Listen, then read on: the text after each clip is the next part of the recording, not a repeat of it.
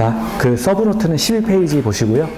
11페이지 이렇게 보시면은 도시군 계획시설 사업 이렇게 나와 있습니다. 거기 보면 상단에 보시면 도시군 계획시설을 정비, 설치, 정비, 개량하는 사업이다 이렇게 나와 있는데 우리가 전에 이런 거를 했었어요. 혹시 지금 기억이 나실까요? 도시군 관리 계획에 의해서 계획은 뭐 3가지가 있었다. 뭐 이런 거를 했었고요. 그리고 그 밑에 이제 이용 파트로 넘어간다. 뭐 이런 걸 했었어요. 그래서 이용 파트에서 이용에는 토지를 사적 절차에 의해서 이용하는 방법이 있고 또 하나는 공적 절차에 의해서 토지를 이용하는 방법이 있다. 뭐 이런 얘기를 했었어요. 그래서 토지를 사적 절차에 의해서 이용하는 방식을 우리가 개발 행위다라고 하는 말을 했고요.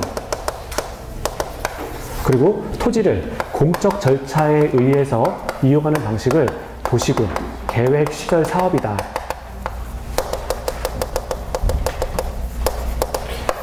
뭐 이런 말을 했어요. 지금 하고 있는 건 뭐냐면 오른쪽에 토지를 공적 절차에 의해서 이용하는 도시군 계획시설 사업을 할 거예요. 그러니까 여태까지 우리가 했던 건 뭐냐면 도시군 관리 계획에 대해서 계획 파트를 했고요. 이용을 하기 위해서 공동구를 설치해야 된다. 그걸 한번 본 거예요. 그러니까 땅 자체를 어떻게 이제 그 개발하고 이용할 거냐라는 거 하는 문제를 크게 2가지로 나눠볼 수가 있는데 사적 절차는 이제 개발 행위다라고 하는 단어를 따로 배울 거고요. 그리고 오늘 지금 할 거는 도시군 계획시설 사업이라는 걸 하는 건데 이거는 토지를 공적 절차에 의해서 이용하는 것이다 라고 하는 거죠. 자, 그럼 도시군 계획시설 사업을 먼저 보겠습니다.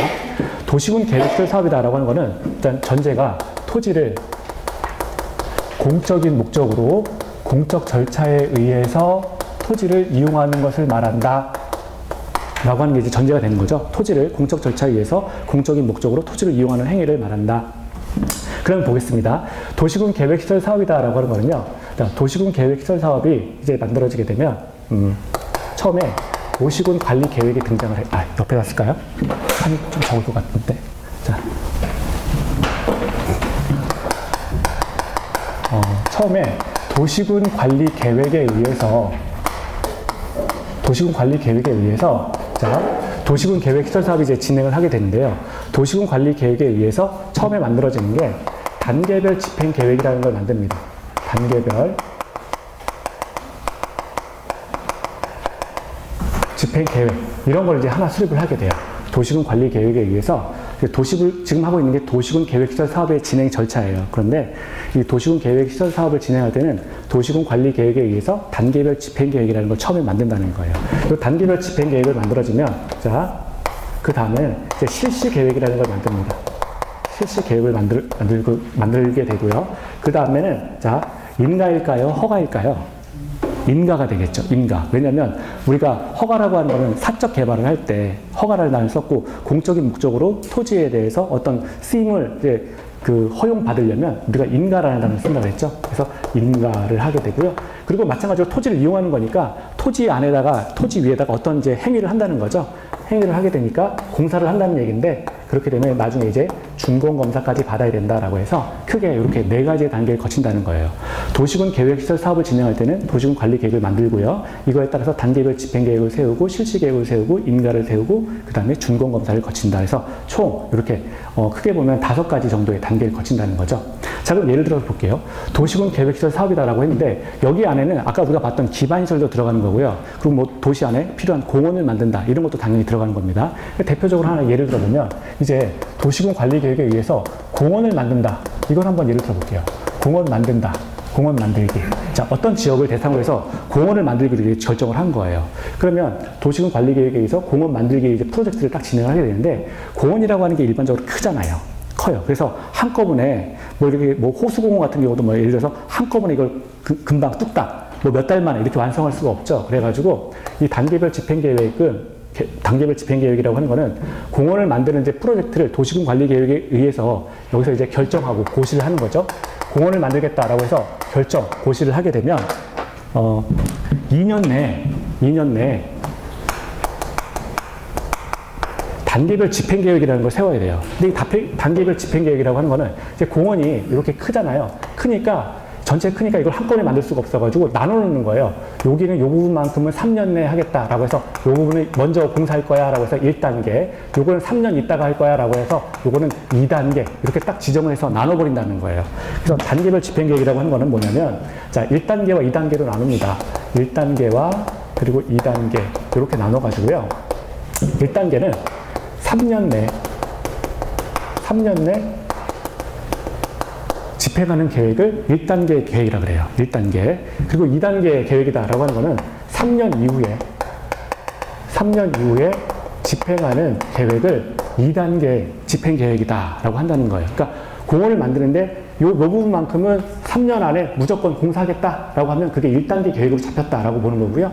그리고 요 부분은 너무 덩어리가 크니까 나중에 할 거야, 3년 이후에 할 거야 라고 하는 게 2단계 집행 계획이 됩니다. 그런데 도시군 관리 계획을 세워놓고 이 2년 안에 무조건 단계별 집행계획을 만들어야 된다는 거예요. 그러면 이 단계별 집행계획, 1단계, 2단계 이런 것들에 대해서 누가 과연 수립할 거냐. 그래서 우리가 봐야 될 게 이제 이반권자를 봐야 되는 거예요. 이반권자. 이 단계별 집행계획에 대해서 자, 이반권자.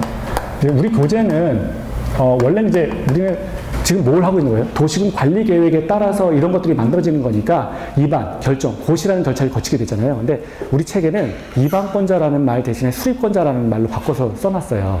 근데 그냥 대부분의 부동산 공법 교재가 다 그냥 그래요. 그래갖고 용어 구별을 의외로 잘 하지 않습니다. 책을 만들 때. 그래서 입안권자가 되는데요. 자, 그냥 여기 교재에는 이제 수립권자라고 나왔기 때문에 그냥 그러려니 하세요. 그냥 그러려니 하시면 됩니다. 그러니까 단계별 집행계획을 지금 만드는 사람, 이반권자, 수립권자가 누구냐? 요걸 이제 먼저 보셔야 돼요. 그러면, 특별시장, 광역시장, 특별자치시장, 특별자치도지사, 시장, 군수. 자, 일단 6명이 등장을 하고요. 여기에 2명이 더 있어요. 누가 있느냐? 국장하고 도지사가 있습니다. 국토교통부 장관하고요. 또 하나는 도지사가 이렇게 있습니다. 국장은 당연히 국가계획 관련이겠죠. 국가계획 관련된 그 단계별 집행계획을 수립할 때는 당연히 국장이 이렇게 지정을 하게 되고요. 도지사 같은 경우에는 광역도시 관련이에요. 광역도시 관련된 지금 뭘 하고 있냐면 도시군 계획 시설을 하고 있는 거죠. 도시군 계획 시설 사업. 자, 국가계획 관련된 도시군 계획시설 사업의 경우에는 국장이 지정을 한다. 그리고 도지사의 경우에는 광역도시 관련된 도시군 계획시설 사업의 경우에는 도지사가 지정한다. 그래가지고 총 이반권자는 8명이 나와요. 8명. 우리가 외울 때는 8단 이렇게 외우세요. 단계별 집행계획은 8명이 세운다. 8단이에요. 8단. 왜냐하면 이것만 8명이고 나머지는 다 6명이거든요. 그러니까 나머지 다는 아니겠지만 아무튼 상당수가 6명이에요. 그래서 여기는 이제 일단 단계별 집행계획의 이반권자는 8명이다. 8단이다. 일단 그렇게 좀 기억을 하세요. 자, 그런데 이런 경우가 있죠. 지금 단계별 집행계획을 세우는데 그 집행계획에 대한 지금 이반권자를 지금 본 건데요. 이게 국가계획 관련해서는 국장이고 광역도시 관련해서는 도지사가 되는 건데 이런 경우가 있죠. 지금 도시군 계획시설 사업이니까 요 사람들이 그러니까 요 사람들이 8명에서 요렇게 다 지정할 수가 있다는 건데, 수립할 수가 있다는 건데, 2개 이상의, 그러니까 그러니까 문제가 뭐냐면, 2 이상의 관할구역에, 그러니까 관할구역이라고 하는 거는 이제 도시가 되는 거죠. 2개 이상의 관할구역에 이 도시군 계획시설 사업이 걸치는 경우가 있어요. 아까처럼 이렇게 2개의 도시가, 요렇게. 2개의 도시가 만났는데 그 2개의 도시 간을 이렇게 관통하는 어떤 사업이 있다는 거예요. 도시군 계획시설 사업이 있다는 거죠. 2 이상의 관할구역에 걸치는 경우에는 어떻게 할 거냐.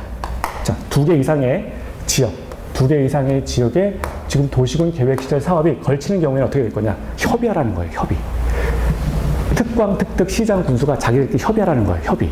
또, 자, 그래서 여기는 협의가 이제 원칙인 겁니다. 이렇게 되면 얘네들은 협의해서 정하라. 이게 원칙이라는 거예요. 그런데 둘이서 만났는데 협의가 안 되는 경우가 있겠죠. 협의가 안 되는 경우가 있어요. 이런 경우에는, 그러면 두 번째, 협의가 안 되는 경우에는 어떻게 하냐. 협의가 안 되면 누군가 지정을 해야 돼요. 누군가 지정을 해야 되는데, 자, 협의가 안 되는 경우입니다.